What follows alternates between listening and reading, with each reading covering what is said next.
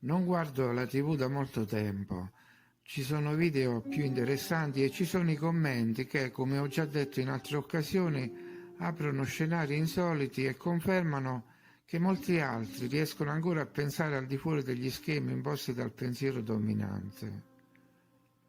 Si tratta di commenti personali, a volte forse sopra le righe, spesso contrastanti e senza un filo logico, ma tutti di menti ispirate. È la voce stessa di un'anima universale che parla. Non riporto i nomi, solo le loro riflessioni senza mediazione. Aggiungo delle immagini per rendere la mia lettura meno pesante. Ad ogni foto corrisponde un commento.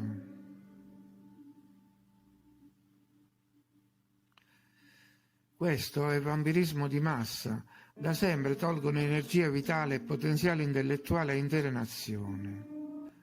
L'ho scritto altre volte, il mondo è governato dal male, il bene, l'amore, la misericordia, eccetera, sono favole per gli ingenui. Abbiamo introdotto persino degli standard per il contenuto di ormoni nell'acqua potabile, una gamma aggiuntiva di antibiotici. Il legittimo proprietario della terra è Dio, poiché l'ha creata. Temporaneamente 300 famiglie governano col suo consenso, pensando che sarà sempre così. Ma Dio ha i suoi piani per la terra e l'umanità e presto vedremo grandi cambiamenti. Il governo mondiale prende tutte le decisioni importanti. È frustrante che la maggior parte della gente creda nelle elezioni. C'è un'aristocrazia nera, a volte detta veneziana, i cui nomi non si trovano da nessuna parte. Sono i discendenti di sacerdoti egiziani e il loro stile di governo è sacerdotale. Sono sopravvissuti al cataclisma e hanno disprezzo per l'umanità. I loro antenati immaginavano di essere dei, per questo sono arroganti.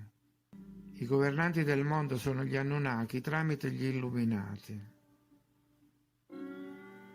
Qualcuno ci ha programmati in questo modo. Il Mahabharata racconta dei doni fatti dagli dei agli eroi, archi le cui frecce non finiscono mai, l'arco di Gandiva del dio Aryuna e l'arma di Brahma, la quale non era un oggetto fisico, ma doveva essere invocata con mantra speciali. Il mantra si compone di suoni, cioè onde acustiche. La civiltà precedente conosceva le risonanze delle frequenze. Frequenza e risonanza sono il seme della verità. Anche le fortezze erano risonatori. I guerrieri usavano cotte di maglia come protezione dalla corrente ad alta tensione che aleggiava sulle fortezze. Nel 1812 o subito dopo c'è stato un cataclisma mondiale, forse provocato dalle elite sotto forma di scarica di plasma. Terremoti e inondazioni uccisero la maggior parte degli abitanti della Terra. Tutto ciò aveva lo scopo di mettere fine ai 1000 anni di Cristo. Ci sono bambini che scendono da una nave. Quella nave è enorme. Chi l'aveva costruita? La mia bisnonna e mia nonna dicevano che dovevamo scappare. Vivevano in tende ai lati dei campi in cui lavoravano. Pensavano che quello che facevano le nostre famiglie zingare non andava bene agli altri. La mia bisnonna era una zingara romanical. Il fatto è che siamo in un vicolo cieco. Se diciamo che la narrazione ufficiale è falsa, come possiamo usare la stessa falsa narrazione per svelare la verità?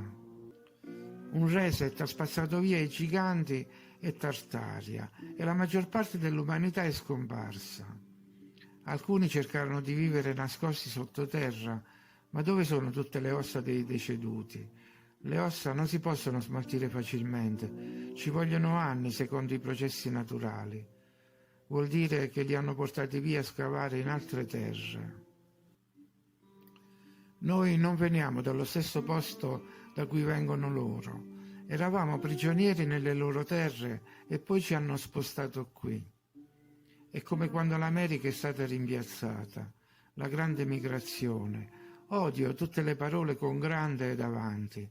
Non c'è niente di grande in un reset o una grande guerra. In Australia è successa la stessa cosa.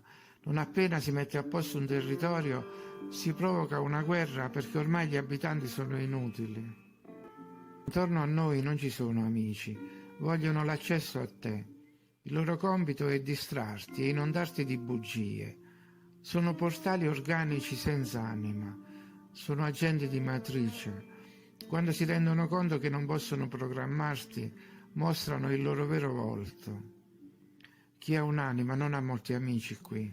Il sangue e il dolore dell'umanità sono sulla coscienza di organizzazioni religiose. Impiantano religioni col fuoco e con la spada.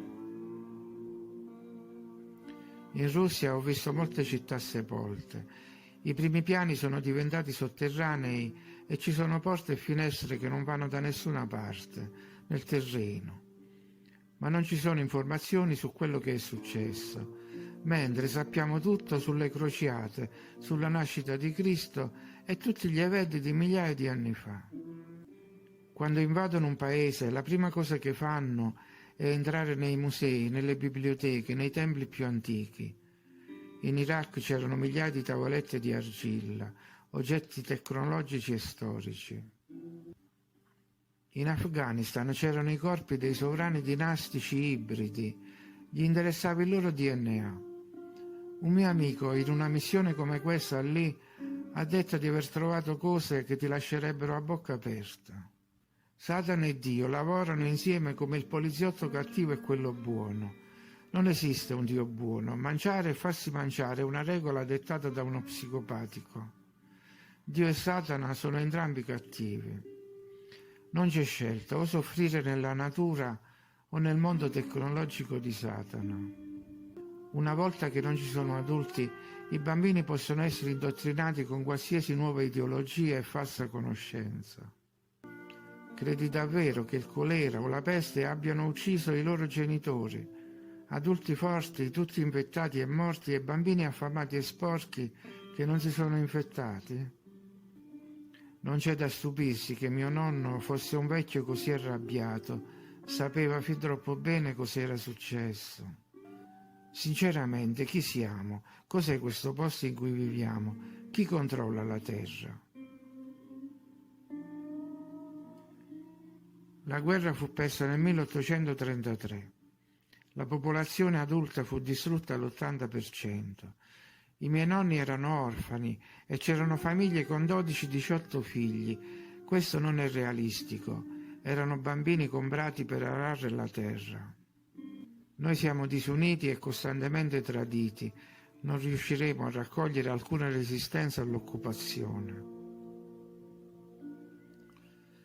Ci sono molti modi per rastrellare una popolazione e lasciare intatte le ricchezze.